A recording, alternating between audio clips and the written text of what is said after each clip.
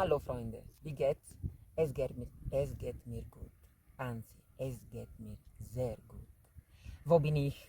Dove sono? Sulle Dolomiti. Ich liebe diese Panorama, diesen Blick. Questo panorama è bellissimo. Ist sehr, sehr schön. Heute will ich mit dir über die Begrüßungen sprechen. Oggi voglio parlare dei saluti. Warum? Perché hier die Leute sagen immer etwas, wenn sie eine andere Person treffen. Qui le persone si salutano quando incontrano altre persone. Aber das kommt nicht in einer Stadt vor. Questo non accade in una città, ovviamente.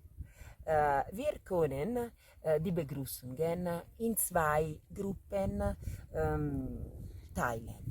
Possiamo suddividere in due gruppi i saluti.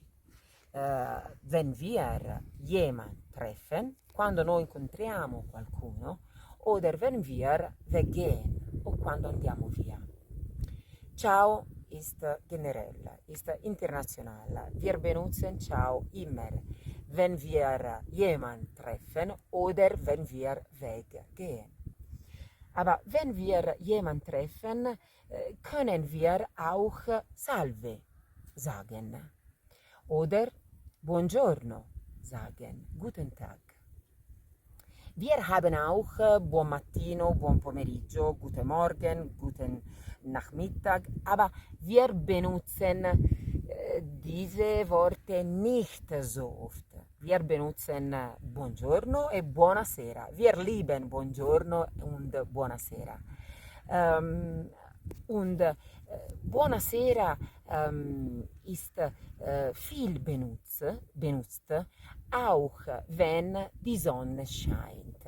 Wenn wir weggehen, wir sagen arrivederci. Quando andiamo via, noi diciamo arrivederci, auf Wiedersehen. Aber wir könnten auch sagen addio. Auf Wiedersehen. Ciao.